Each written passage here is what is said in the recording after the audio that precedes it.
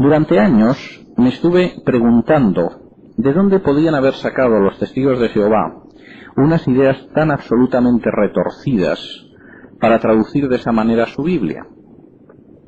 No existe ninguna Biblia como esta, ninguna Biblia cambia los textos así. Esto había sido una inspiración original suya o se habían basado en algo. Y durante años me lo estuve preguntando hasta que lo descubrí de una manera absolutamente casual. Cuando los testigos de Jehová mencionan su traducción torcida de Juan 1:1, solamente se apoyan en otra versión que es igual, una versión que es la versión de Johannes Greber, que según ellos era un sacerdote católico. Estuve buscando la versión de Johannes Greber, pues removiendo Roma con Santiago, como decimos ahí en España, a ver si podía encontrar cómo alguien había podido traducir tan mal como ellos el Nuevo Testamento. Y un día, casualmente, la versión de Johannes Greber cayó en mis manos. Y era una versión curiosa, porque el autor decía que había recibido una ayuda especial a la hora de traducir su versión. Les voy a leer lo que dice Johannes Greber de su traducción, una traducción que se parece como una gota de agua a otra gota de agua a la versión del Nuevo Mundo, la versión de los testigos de Jehová. En el prólogo de su traducción del Nuevo Testamento, Johannes Greber dice así: muchas contradicciones entre lo que aparece en los rollos antiguos y el Nuevo Testamento surgieron y fueron tema de las oraciones de Greber, de las oraciones constantes de Greber, pidiendo guía.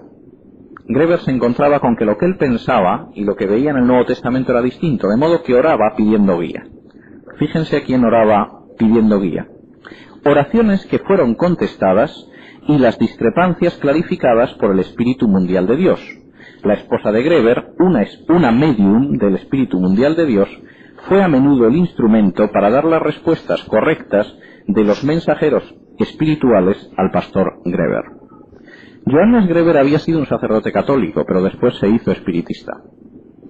Y tenía que traducir de alguna forma el Nuevo Testamento, y se encontraba con que el texto griego no coincidía con sus enseñanzas espiritistas. Él creía también que Cristo era un ser creado y que era el arcángel Miguel. No creía tampoco en el infierno ni en la inmortalidad del alma. Y cuando iba traduciendo el Nuevo Testamento desde el texto griego se encontraba con que aquello era distinto. De modo que pidió una orientación. Y como su esposa era una medium espiritista, pedía a los espíritus que le aclararan cómo tenía que traducir Greber su Nuevo Testamento. Y los espíritus se lo decían.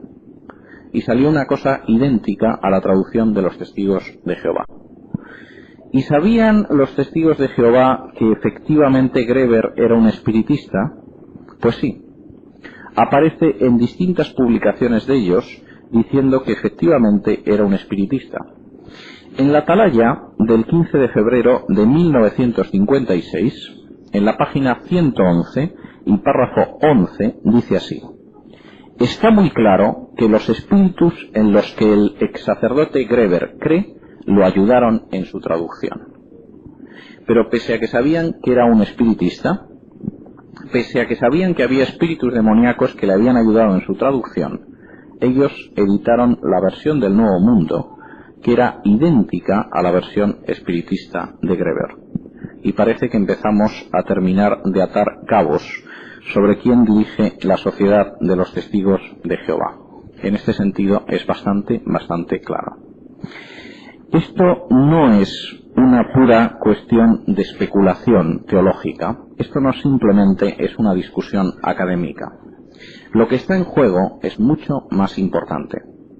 La Biblia habla de que solamente existe un Dios y de que todos tendremos que comparecer un día ante ese Dios.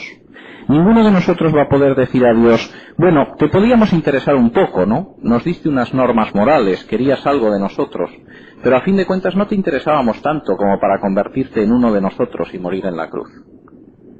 Lo que la Biblia dice es que durante siglos, hombres de Dios, profetas inspirados por el Espíritu Santo, mostraron claramente, de manera repetida, que era el mismo Dios el que iba a venir a redimirnos. No se iba a lavar las manos con nosotros enviando a un simple arcángel. En absoluto iba a decir: bueno, los hombres me interesan, pero vamos, no tanto como para complicarme la existencia. Estoy muy a gusto en el cielo y en mi trono se está muy bien como para bajar a la tierra. Por lo tanto voy a enviar a un arcángel. La Biblia dice que efectivamente Dios mismo se encarnó y lo hizo por todos y cada uno de nosotros. No por todos nosotros, también por ti. Durante años me estuve preguntando de dónde podían haber sacado los testigos de Jehová unas ideas tan absolutamente retorcidas para traducir de esa manera su Biblia. No existe ninguna Biblia como esta, ninguna Biblia cambia los textos así.